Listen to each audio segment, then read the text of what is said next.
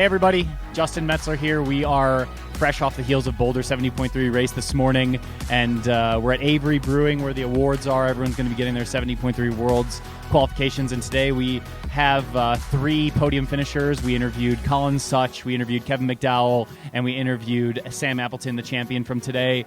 As for myself, I came 8th place. Was, yes, good day, solid. Definitely happy to be back out there, and it was nice to mix it up with the boys. Hometown race. I can pretty much see my house from where we're sitting right now at the brewery, so you know you can never turn down an opportunity to race against the guys you see every day and on home training roads. So definitely a fun day out there. More to come for me and all the athletes we interviewed, and so enjoy this live episode from Avery Brewing here in Boulder, Colorado. Okay, welcome to the first ever Endurance Matters Live podcast. I am have the pleasure here of welcoming the second place finisher from today, Colin Szuch. Tell us how you say your last name. Just Szuch. Take Szuch. out the Z. Oh, cool. So I got it. Yep. Nailed Perfect. it. Awesome. Well done today. Colin swam 26 minutes. He biked 152.43, which is like very impressive on this course. It's a fast course, but 152 is blazing. That is, almost 30 miles an hour, and then 116.30 to bring it home. And so Colin, well done today. Tell us a little bit about your day. Thank you. Well, it started off pretty, I was pretty nervous at the beginning of the race because I left my wetsuit at home. And luckily, Tyler's parents were nearby, and they had an extra wetsuit, which really came in handy. It was my size and everything fit perfectly. So that was a rough way to start the day. And then getting into the swim, it felt pretty smooth, but I just lost the pack. Didn't swim super great, but I was just with these guys and didn't really move up or down.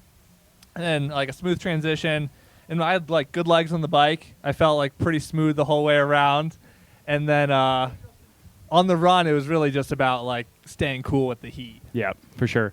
Have you ever had a situation like that before where you show up to a race and you're missing like a critical piece of equipment? Never. I have like checklists. Like I have like pages and pages of checklists I go to.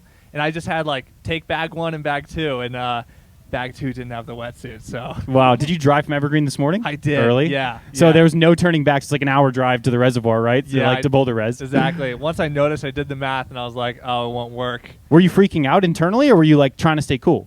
No, I was pretty calm. Like I got a new suit that works really well in the water, so I was just like, oh, worst comes to worst, I'll just swim with some goggles in the suit, and I'll have a faster transition. I try to keep like a positive headspace throughout the race and the day. Like no matter what happens, just like find something positive about it, even though it's definitely not a positive situation. Yeah, I think that's such an important thing from a mindset perspective, and I think like just 2 weeks ago in Shanghai, I had a Di2 failure and had to ride in the big gear all day, and it was kind of the same thing where it wasn't even a thought in my mind that I wasn't going to complete the race. So I sort of saw you going through that process. It wasn't like, oh, my wetsuit's not here, I'm going to go home. It was like, no, I'm going to find a way to get this done. So that was really cool. Talk to me a little bit more in detail about getting on the bike and maybe just how you felt moving through the field. Were you getting positive momentum? How was it sort of on the back half of the bike? Because I rode with you for probably about 10 miles from maybe about mile 25 to 35, where after the halfway point you were just too strong. Like, how were you feeling sort of throughout the entirety of the ride? Yeah, my whole goal was just not to bring people to the run. Like, I didn't want to just be a rabbit for someone. So my goal was really to like work as hard as I could, like making the passes and make them as hard as possible so that I could like kind of get on the run like with a bit of a gap. Yeah. Is that something you've been working on in training? Is because your run has been really solid this year. 3rd in St. George with a strong run. Are you getting to a point where you can sort of back yourself on the run, or do you still feel the need to sort of push the bike up and give yourself some space?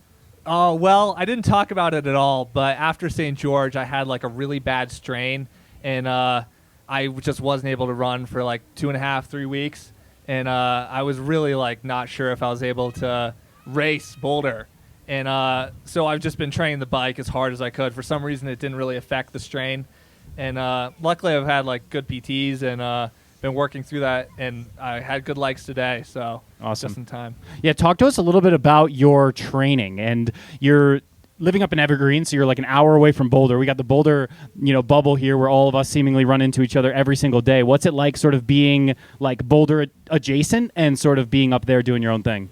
Yeah, well, I've lived in Girona in the past, and that kind of gives you like a bit of it's a bubble. Like you run into all the pro triathletes there, and being in the bubble, you kind of like get influenced to change your training and change your methods. Where like living up there, you kind of you have a plan, and the plan's like to race as well as possible, and there's nothing else to that plan. It's not like impressing anyone or doing anything particularly special. Where in Girona, it was like, maybe I'll ride like a little harder today and show like this guy that. Where it's stupid. Like there's no point to that. Sure.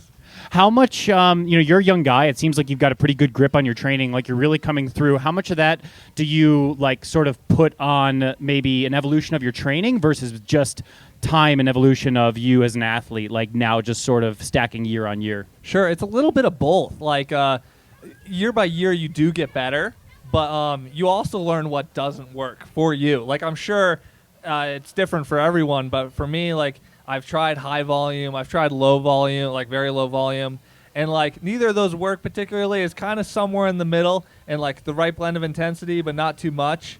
And then like you look at other people's training, it's easy to get like maybe like I'm not doing enough, but then again, it's like if you're not doing enough and it's working, you are doing enough. Sure.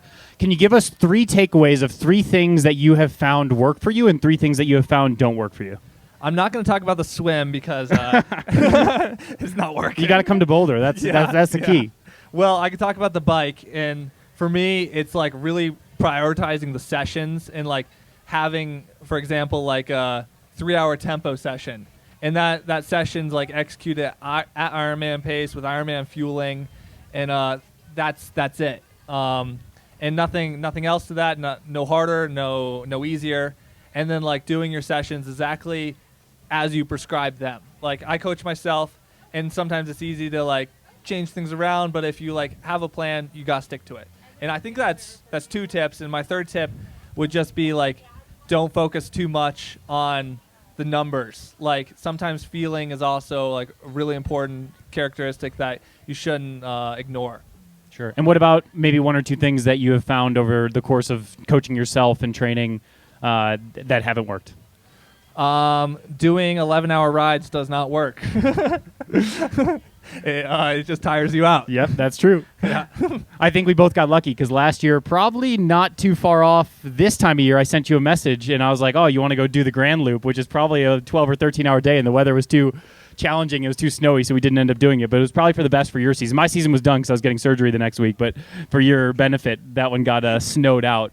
Talk to us a little bit about maybe how you choose and decide Ironman versus 70.3, because you're just a racing fiend. You're out there. You're getting lots of races in. I think 13 races last year. Is that correct? And so how much emphasis are you putting in the 70.3s? Because you've seen 2 podiums here this season versus Ironmans for the remainder of 2025. Sure.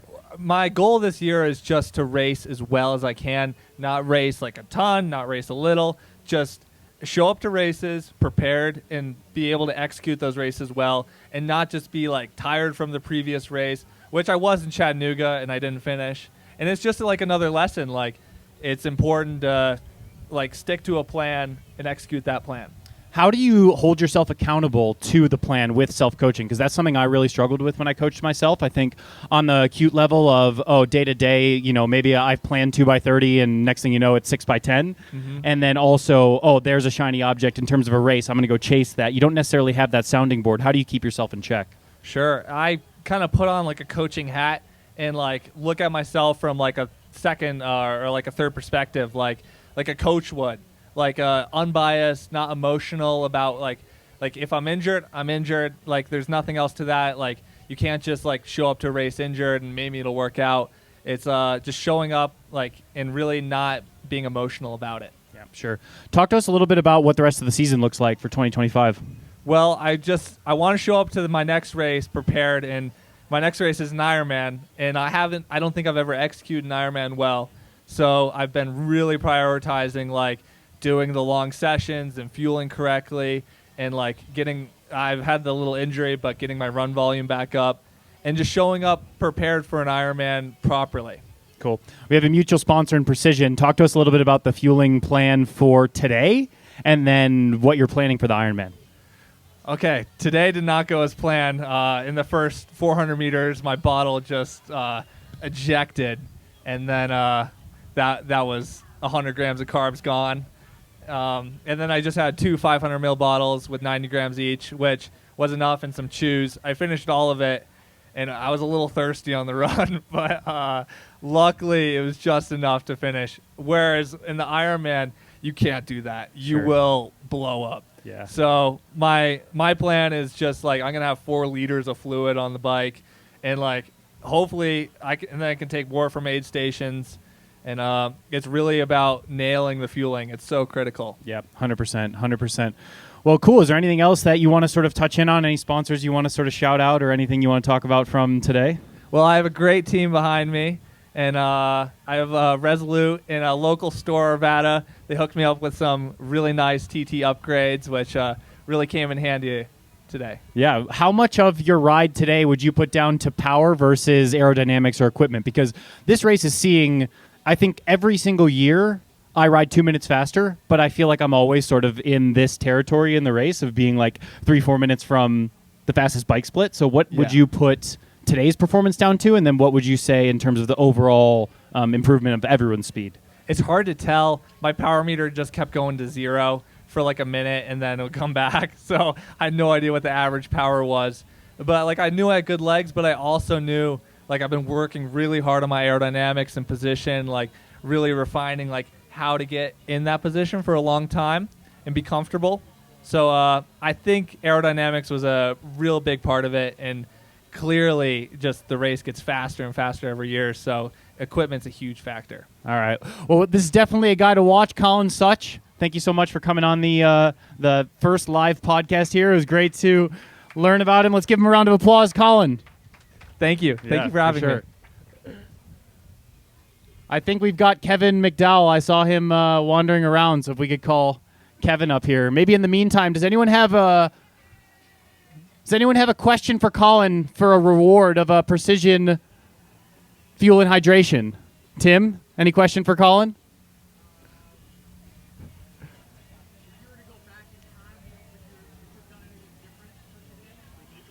So, Tim's question was, if you were to go back in time, would you have done anything differently today? I would have brought my wetsuit. yeah, that's a good one. And I would have like secured my bottles better. Yep. You know what? When you're a young guy, you learn these things, and you only have to learn them once. I can almost guarantee that Colin's never going to forget his wetsuit at home again, so that's good. Yep. All right. Well, thank you very much, and just appreciate you coming out early to get on the podcast with us. Thank you. Thank you. Cool. Sponsor of today's episode, Precision Fuel and Hydration. These guys have been an amazing partner for the show, and it's really a product that I use every single day in my training to help me go faster, feel better. So in today's day and age, we all know high carb is sort of the thing. And so previously I've spoken about how much I like the chews, and I'm still munching on those pretty much every single day in training, but I've really been getting into the PF90 gels. That's been a really big value add for me to have 3 gels in one. And I feel like sometimes I'll just take that entire gel all at once or go half and half. It just allows me to get a little bit more carbohydrate and sort of just bump everything up and feel a little bit better in training. So if you want to try that for yourself, head on over to pfnh.com and use code BigMetz2025 for 15% off. All right, now we're bringing up the third place finisher from today, Olympian Kevin McDowell. Can we give him a round of applause? Oh, we got a fan? Oh, yeah. I take it seriously here. You're taking care of me. Yeah. My car does not have aircon, so Oh, so you already... I was heat acclimated for today. Perfect. There you go. That's what I do. Oh. Like, actually touch it? Like, kiss it? Like almost touch it. Yeah. Oh, you just want it close. Yeah. Okay. Yeah. I guess I can do that. How you doing, man? Yeah, I'm all right. Yeah. Well done today. Yeah, I'm overall happy with it, given everything that like kind of went down and different stuff during parts of the race. So. Yeah, absolutely. Want to dive in, but for those that don't know, Kevin McDowell, this is your third 70.3?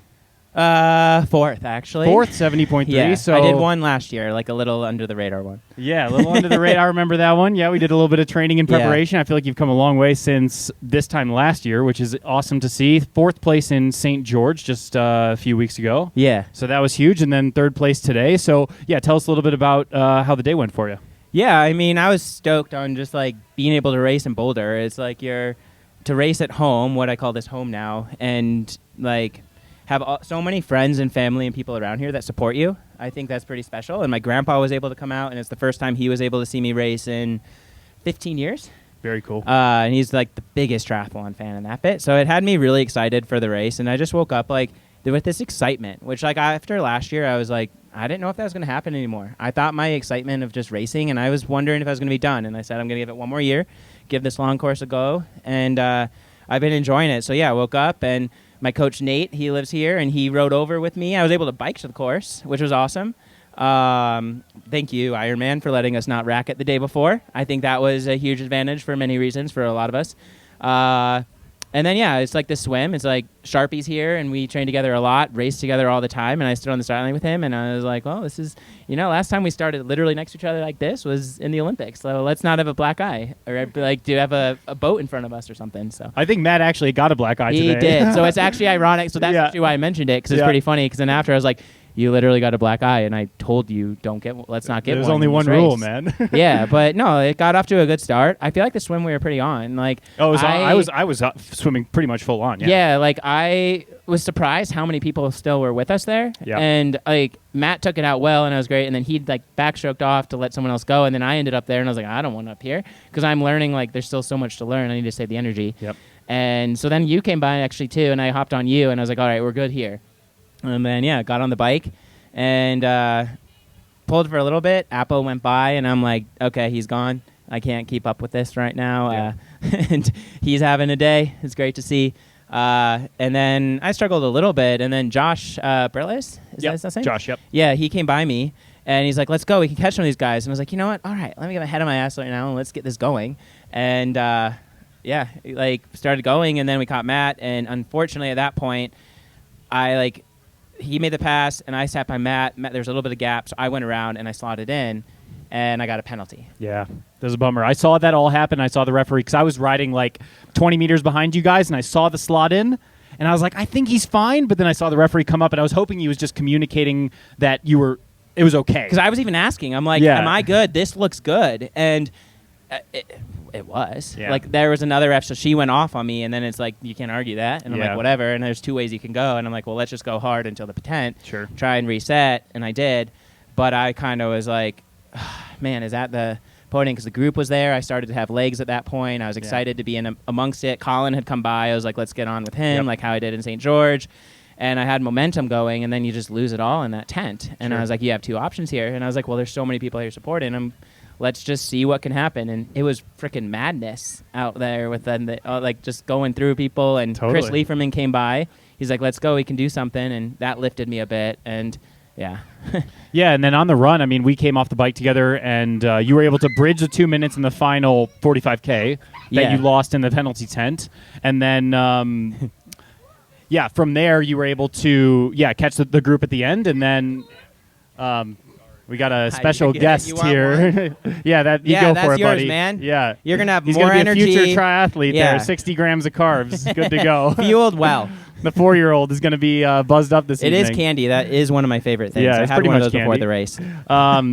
So I was saying you bridged the gap in the final 45K. You were able to get off the bike with the main group, and then on the run, it seemed like you just had great legs and stormed right away. I mean, you were flying right away. Yeah, I'm still learning about that. Coming from the short course racing, Sure. you take it out fast, and I got excited. I think I just I'm learning more. It's a long day, and a lot can still happen, and sometimes I can be an emotional racer, and there's pros and cons to that, but I need to learn more how to contain that. And I got stoked when I came into transition because I still thought I was about 90 seconds behind you guys, or I had no idea where I was. Yeah. And so I saw my parents, and I'm like, I think I'm still in. I can run. I feel good energy, and they're like, you're in it. And I get in transition, and you all were there, and I was like, oh my gosh, I am in it. Yeah. And then I'm running. I'm like, wait, that's the bike. I'm third. And then I got excited and had to chill out a little bit, and I paid for it a little bit, but yeah, I'm still learning a lot on that side of stuff, and was able to, I knew Colin and them at that point where unless I had a huge blow up, they were gone, so I was kind of trying to run my race, enjoy things, and talking to everyone that was out there of my friends and family and stuff. That's cool. It seems like throughout the day you did a really good job of sort of just building momentum throughout each sport. Picking, obviously there was a bit of a setback with the penalty, but other than that, you built momentum throughout the day. Talk to me a little bit about sort of the acute sense of momentum building with getting on the podium or getting the fourth place in St. George, and what that does to your confidence and sort of mindset heading into this race and whatever you end up doing next. Yeah, I'll tell you, St. George, if St. George hadn't gone well, this was my retirement race. Wow. And I'm I know people say that, but I was already looking at some other pathways of some possible stuff in the fall. Like, I mean, I'm actually going to be I'm a guide now for Paralympics, so that was still going to be a big focus on that. But I was also looking at a different pathway of some other stuff, and like my training had been going so well, like almost like so well, and people have been like, "Oh, you're doing really well on all these things," but I hadn't been able to put anything together. Oceanside was a disaster. The brim brake was rubbing a lot, and that was a problem. That like, but you know, those things happen, and you question still. How much did that affect me on the day? And so St. George was just the relief of like, oh, here we go. He's energized now from that those energy chews. Yeah. Here we go. You're up all night now. These guys ate it. You know what? Precision fuel and hydration. That's a good advertisement. Yeah. The kid loves it. He was just running a 4-minute mile here, sprinting through the transition Full on area. energy. Yeah. So it was just like a nice solid race, and there was a lot still that I could have picked apart as me as like being an athlete, like, oh, this went wrong, this went wrong, this went wrong. But I was like, well, the other these things went right, and most importantly, I had fun. And that was like a success for me, like, okay, let's just keep this momentum going, and it gave me some belief that I needed. Yeah, I think as athletes who have been doing it a long time, I think we're a similar age. You have those peaks and valleys, and they're inherently those moments where you're questioning, like, okay, how many more legs do I have left? And you get these little snippets or these injections of, I still got gas left in the tank, and I believe you have a lot of gas left in the tank. So definitely not a retirement race for you. I have 2 questions here. First one is, how are with some of these prize winnings? Are you getting on a new bike? Are you still going to be rocking the red rim brake Trek that's rubbing the brake in the back? What are we doing? No, I'll be getting a new bike. All right, good. Yeah, I've been like in the works of like figuring something out, Cool. and I actually like after St. George, I talked with Mark Andrews, and he was kind of like, "Let me set you up," but then things were a little off. I was hoping I'd have it by now. It's going to be after this. So well, I think you've done a really good job solidifying your bike frame coming in. So that's definitely positive. So I'm excited about that, to be able to like, because I think there's a lot of room for improvement just simply on that side of stuff. Just from like even just, I mean, I know power is relative to everything, but it's like hearing some and then what I'm doing, I'm like, okay, there's stuff. And I was just getting destroyed today on like some of the fast parts, and like that's what St. George saved me with, which I was a little nervous here, is it wasn't as hilly. Yeah. So I like every time I'd come to a hill in St. George, I was like, oh, yes. Or going up Snow Canyon, I was like, thank goodness I have some. Yeah. Like, this saves me. Yeah, I think just the other piece is just continuing to have fun with it, too. You know what I mean? Like, how, you've got the commitments with the guiding later in the season. How much are you putting into, like, okay, now I'm really committed to this long course. I'm, like, all in, eat, sleep, train long course versus, like, I'm still going to keep this fun, light balance and just sort of go into these races with open expectations? I think it's the balance, and I've learned that's worked really well for me. I'm definitely someone where even when I'd go on training camps back in the day, I'd struggle at times, where it's like all in, like, and I'm just learning that I'm someone who, like, there's some people, they need to be all in. And there's phases, where it gets close to a race where I do then learn, like, not do as much, but I'm just, like, doing more things on my terms to some degree. I think like, that's what the key. I want. Yeah. You got to retain that. I mean, I, like, learned to ski this year. I was like, I want to do that, so I'm going to do that. And, like, I would have never done that before. Just even, like, other just little activities or things, or visiting friends at different times. So yeah, the happy is fast is getting a lot of rhetoric right now. It sounds like so it's cliche. Yeah, it's like the most cliche thing, but it is true. Yeah, 100%. Happy and healthy. If you're those 2 things, then you're going to be doing big things, especially with the talent that you have. Like, you're a strong guy. You've been doing triathlon for a long time. You got a lot of miles under your belt. So I think sky's the limit for however high you want to take it in the long course world. So you just got to keep at it. Yeah, we'll see. So I'm enjoying it right now. We'll keep at it, and so. Now the next bit is learning. I'm getting fit on the tandem tomorrow and figuring out the tandem side of stuff. So perfect. Yeah. So in addition to the guiding, what's on your personal 70.3 or longer race schedule for the rest of the year, or shorter? Yeah. And I'm done with shorter. Okay, shorter's done. Once I take the guiding roles, you give up your ability to race Olympic stuff. But I'm done with that. I know people have been like, oh, like what about maybe trying for LA Olympics? And I'm like, it's home. I'm like, I've been there. I've done that. I'm like, it was too much, and I want to have some fun in different ways, and the guiding one I'm excited about too. From the personal side of stuff, I qualified for 70.3 Worlds. That's definitely something, and I think the course really suits me with the hills and all that side of stuff, and I'll hope to be more dialed, and I'd love to get a T100 wild card at some point. Yes. But I also am making sure I'm on the equipment ready for it, because like I think I have the ability to be there, but I also like those guys are dialed, and you got to respect that. Like I'm even learning that today. It's like I hate to say it, there's like the equipment side is part of the game, and 100%. It's learning for me like what is worth the time to put in and what do you not need to put the effort into. Yeah, absolutely. Well, keep on climbing. Do you have anything else you want to talk about from today, or any shout outs for this one? No, I just like appreciate everyone out there. I had a blast like with everyone. It's funny. One person was like, dude, it's like talking and different things to some people, and it was a way to distract me and have some fun and like just cheer on people. There's like even people like the group I swim with, the Julie Dibbins group, there's like a lot of just different level of people's there, and the age groupers racing, and you see some of them, and there's one section of it there were like 3 of us out there plus some others on the crowd cheering us, and that was special. I was like, this is really cool, like we're out there. So I don't know, I think there's a lot to be said about that. Yeah, I think this is a unique race in that sense of like, even if you're struggling or grinding it out or thinking you're not looking very good, like there's someone every 10 feet that you got to kind of turn it up for. You got to be like, I got to turn it up right now and keep pushing. So that accountability is huge. I will say doing an Ironman does sound daunting, because every time I've done one of these, I'm like, could I do this for twice as long? I know you wouldn't be going quite as fast, but I still think it seems to be pretty fast. Yeah. And it's still like that. And I'm like, I don't know, because at mile 10, I looked at the guy who was biking next to me. I'm like, half marathon's a long ways. Sure is. Sure is. And a marathon's a very long way. I'll tell you I know. That's I'd be more daunted by the swim. Like, these swims feel so long. Yeah. And doing it twice, I don't know. It's like in there, I just get bored. You'll have to do it. You'll have to do one. I'll do it at some point. Maybe Kona next year. That's I want to do Kona at some point. So. Yeah, cool. Well, thanks so much for coming out early and coming on the podcast. Kevin McDowell. Yeah. Thanks, guys. Appo, where's he at? I saw him there. Does anyone have a question for Kevin before we move on to Sam? Colin does. Next race. Montreal with Owen Cravens guiding for next Para. Ironman race. Next 70.3 race. TBD. Maybe in Europe. End of August. Zelensee. Is that how you say it? Nice. Zelensee is awesome. That's a great race. It's an amazing race. Yeah, either that or a T100 if I can get a wild card. So, is that you'll be there? All right. It looks beautiful. So. How did it feel the moment you realized you qualified for the Olympics? It was like this wave of every emotion you could think of, from like relief, like overjoy, like, oh my gosh, I can't believe this happened. I mean, I cried on the spot.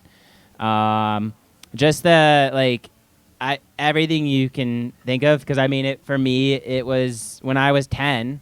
I was like, I want to go to the Olympics. And I remember watching the races and was like, that's where I want to do. And at that point, I learned about triathlon. And I'm like, that's what I want to do. And I always, I don't know, when you're 12, I was telling people, I'm like, I want to be there one day. So then for it to happen, it was pretty surreal. Yeah. Amazing answer. All right, round of applause for Kevin. Thanks, guys. Woo! Thanks. Sam, finally got it done. Got it done, yep. I've lived in Boulder 10 years. I think I've done this race 4, maybe 5 times. A couple of podiums, so yeah, finally that top step after 10 years. It feels good. Yeah, was that the plan for today? Were you going in being like, this is win or go home type vibes, or what was the plan? I mean, not really. Like, I feel like races were always really hard to win, but I feel like especially these last few years, it's, the level's so insane. You need so much to go your way to win a race. So I try, like, you can't control what other people do. You can only control what I can do. So, I thought if I put together a good race and had some luck go my way, then I could be in a fighting chance. And, yeah, fortunately I had good legs and had a good race. So, but, yeah, it's like, I don't know. I never like to go into a race thinking, giving a position, because I just feel like there's so much outside of your control that can dictate what position you're in. So I always just go in with, race my best race, do myself proud, and, whatever the result is what it is. And, today it was the win, which is nice. Amazing. What was your last victory? It's been a while, actually. I was thinking it's got to be... I did win Ironman Australia last year. Okay, yes. But before then, it might have been, I feel like, yeah. Your last 70.3 maybe. Yeah. Last 70.3 was maybe 3 or 4 years ago, I think. And, there was a period in my career where I, managed to win a couple each year. And, as the years have progressed and the sport's progressed, now it's, like I said, it's just so hard to win these races. So, yeah, you got to make them count and, you got to relish in it. Did the elation of winning still feel the same as it did maybe 5-10 years ago when you win your first race in America or win your first 70.3?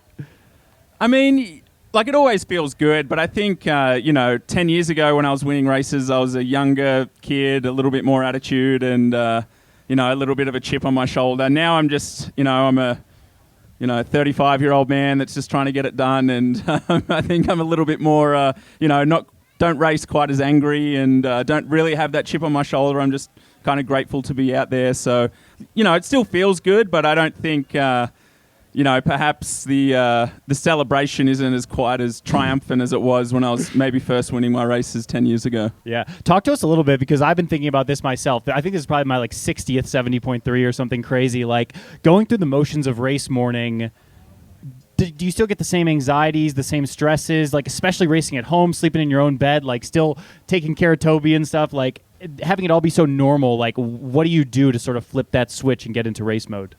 Yeah, I'm generally like a pretty anxious person. Like, before races, I tend to, I like to kind of be alone and just, in the day or two leading in, just be in my own space, get my gear ready and just focus on the race. But to be honest, I think this race, having it at home, sleeping in my own bed, having Toby and Sarah, my wife, it kind of felt like a little bit more relaxing, I think, because it just felt like any other day, really. Like, I was just going out to the Boulder Reservoir to do it, not a training session, but, like, it's familiar roads. It doesn't, it just felt a little bit more relaxing, I think. Yeah.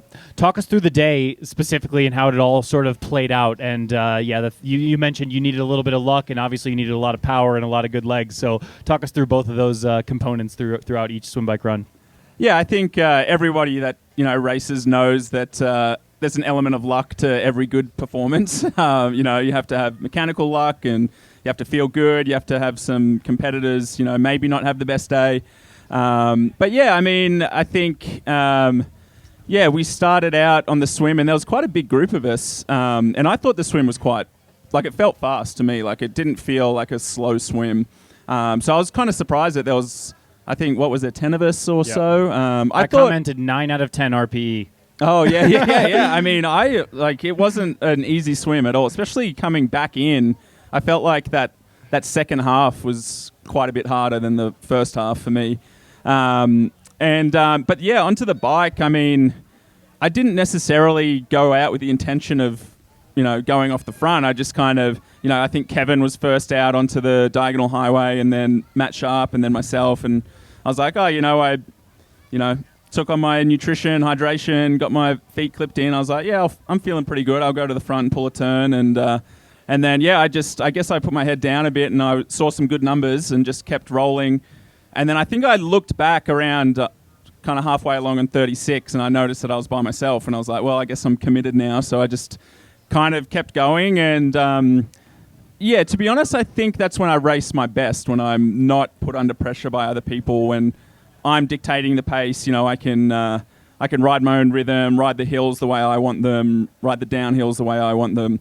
I felt good. I didn't really know the time gap until after the first lap. I think I had 2 minutes. And I was like, okay, if I hold the same, maybe I could make it 4 minutes by the end of the bike. And then, onto the run, I think I knew Colin was coming in pretty hot, and he's obviously in some great form. He had a great race at St. George. And I just kind of set out at a manageable pace. I think I've made the mistake a few times. I raced Chattanooga a few weeks ago and went out with Jason West for the first 3K, and we were running 3:10s. Bold move. Bold move. And then, which might have cost me a podium in the end there. But I just kind of wanted to settle into the run. But man, this run's just hard. It's slow. I felt quite good. And then I was running 540 miles, and I was like, man, that's not that fast for, I feel pretty good. And then Colin was pulling a bit of time out of me, and I was like, he's running quite well. But then onto the second lap, I actually felt better, and I think I negative split the run. I actually was running faster the second lap than the first lap. Maybe that's the Ironman. I've done a few Ironmans now over the last couple of years, so maybe there's a bit of resilience in there. And I think this race kind of suits us. It's a strongman's run. It's not necessarily fast. It's all off-road. It's hilly. It's hot. it's kind of a strength-based run, which I think suits me. And kind of after the first lap on the run, I just knew I just needed to keep it the same. And, I didn't need to do anything crazy. I just needed to tick it off. And, I got to the top on Monarch, and I think I had 70 seconds to Colin, and I was like, man, it's about 4K to go. He's got to pull out about 15 seconds a kilometre to beat me here. So, yeah. In your mind, are you thinking like, ooh, if I'm running 335s, 320s is Yep. doable? Yeah, but I do that. Yeah, absolutely. I think, we all do that math where you try to convince yourself to stay on the gas a bit, you know? Yeah, but to be honest, when I kind of run better when I'm not put under pressure, I think. So if I can convince myself that I'm not under pressure, I actually seem to relax a little bit more and actually run better. So that's kind of my whole mantra in that run. Just like, it's, I'm fine. I've got to, I can pick it up if I need to, kind of thing. But in the moment, you probably can't. Yeah, 100%. Well, that's awesome. What is the rest of the year looking like for you? So I think I'm going to do Boise 70.3 next month, July 26th. And then I'm going to start doing a bit more Ironman training. And I'm going to do a couple of Ironmans to close out the year, I think. I might do Ironman Chattanooga in September. And then I want to go back to Australia and race Ironman Western Australia, which is in December. That's now the Asia Pacific Championship, so it's a pretty big race. And I love racing in Australia. It's great. So, yeah, that's probably the plan. And I've held back from Ironman for this first half of the year because it just... some people can do it, but it just breaks me down, and I feel like I lose that 70.3 speed as well. So this first half of the year has kind of been more 70.3 focused, and now I'll kind of switch towards more of an Ironman focus, probably after Boise next month. Sure. So now you've got a fourth in Chattanooga with no swim, which would have had you probably a bit higher, a first here. How much does that sort of give you confidence for the remainder of this season and maybe future years to come? Because I feel like sometimes I see you, you're like, oh, man, it's dog days out here. I'm feeling tired. I don't know how many more weeks I want to do with this crap, But then you obviously turn up. You're still in great form. You still got the juice. So, like, what does winning a race do to that mindset? Yeah, for sure. I think everyone goes through it, it's you feel like you're Sisyphus rolling the boulder up the hill for it to roll all the way back down. And yeah, I had a bit of a rough couple of months, earlier this year where I got sick and just got a bit of an injury and just training wasn't clicking. And I think it's easy to get into that, I want to just retire and get a day job. And, I'm 35, so I'm not, I'm not necessarily a spring chicken anymore. But yeah, a win like this does give me confidence, and I know I've got so many years of racing and training in me that my body kind of knows what to do, even when I haven't had the perfect training prep. But yeah, this year for me is kind of, I wanted to maybe not do as many high pressure races because I think that takes a lot out of me. It takes a lot out of my family as well, and it's a big stressor. And I kind of wanted to try and remove as much of that stress as possible and focus more on, racing and trying to have fun again and doing races that I think I can do well at rather than chasing, world championships and things like that, which, not only a financial sink, but also, like I said, the sport's getting so hard and so fast that it's hard to kind of, at the end of the day, we're running a business, we have to make a return on our investment, and I've got a little boy to provide for as well, so I need to make sure that I'm training and, earning a bit of money as well to justify it to myself. Totally. Well, exceptional work today. I commented on your Instagram. This must have been 16 weeks ago or something, saying top tube Appo's built different. This guy, you put a top tube on this guy, he's going to be flying, and you sure are. Oh, yeah. So. yeah, you did too. Yeah, that new giant. Yeah, that's awesome. Here he is. So anyways, that's all the questions I have. You have anything else you want to talk about from sponsors or today or anything to wrap us up? No, I just think, congrats to everyone racing, and I always love racing with you guys. It's fun to be out there and mix it up. So, yeah, good job to everyone, and thanks for supporting. Awesome. Well, anyone have a question for Sam? Free Precision Fuel and Hydration on offer for any questions for Sam Appleton. That's it. No questions. No one wants it. No, that's it. Oh, cool. Thanks so much, Sam. Yeah, thanks, man. Appreciate cool, it. Man. Beer's on me. Okay. All right.